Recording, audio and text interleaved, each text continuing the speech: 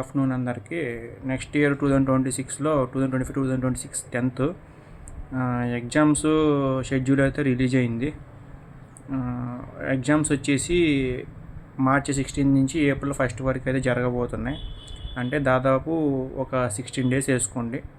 16 days exams అయితే ఉంటాయి అన్నమాట. ప్రతిరోజు ఉదయం 9 నుంచి మధ్యాహ్నం 12:45 వరకు అయితే జరగబోతున్నాయి. అంటే 3 hours 15 minutes అనమాట ఎగ్జామ్, ఒక్కొక్క ఎగ్జాము. అండ్ మార్చి 1న ఫస్ట్ లాంగ్వేజ్ అండ్ ఏప్రిల్ 1న ONSC సెకండ్ లాంగ్వేజ్ అనమాట పరీక్ష అయితే జరుగుతుంది. ఇందులో కొన్ని ఆప్షనల్ ఉంటాయి, లైక్ వేరే స్టేట్స్లో ఉండే ఎగ్జామ్స్లో కూడా మన దాంట్లో కలుపుతుంటారు.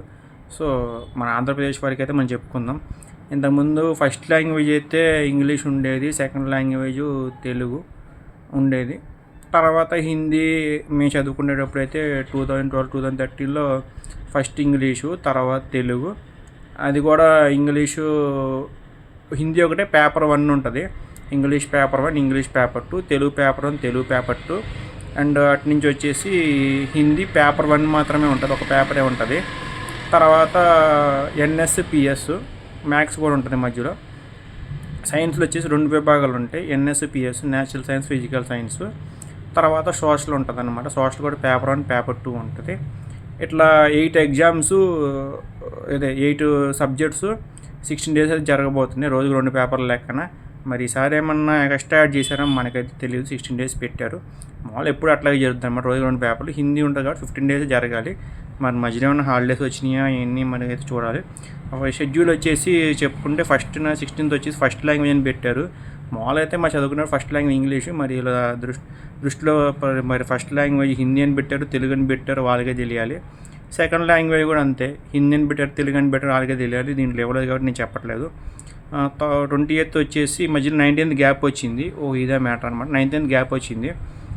20th వచ్చేసి ఇంగ్లీషు, మళ్ళీ 21, 22 గ్యాప్ ఇచ్చారు, మ్యాథ్స్ పెట్టారు. 25th వచ్చేసి భౌతిక శాస్త్రం, అంటే నథింగ్ బట్ ఫిజిక్స్ అనమాట. చెప్పాక ఫిజికల్ సైన్స్ అని ఇది. అండ్ 25th మళ్ళీ మధ్యలో గ్యాప్ ఇచ్చారు. అండ్ 2 days గ్యాప్ ఇచ్చారు ఫిజిక్స్. తర్వాత జీవశాస్త్రం అంటే న్యాచురల్ సైన్స్, చెప్పే కదా బాటనీ ఉంటుంది. Botany plus zoology called natural science. And సాంఘిక శాస్త్రం, సోషల్.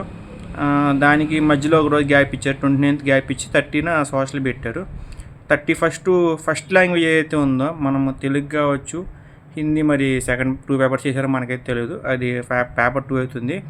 ఏప్రిల్ 1న చెప్పే కదా ONSC సెకండ్ లాంగ్వేజ్ సెకండ్ అయితే జరుగుతుంది అనమాట, పేపర్ 2. ఇది మ్యాటర్. సో 10th స్టూడెంట్స్ కొంచెం రెడీగా ఉండండి, బీ అలర్ట్. ఇంకా ఎక్కువ టైం లేదు, మీకు 4 months టైం ఉంది. So thank you so much. అందరికి స్టూడెంట్స్కి ఆల్ ద బెస్ట్. కొంచెం బాగా చదువుకోండి.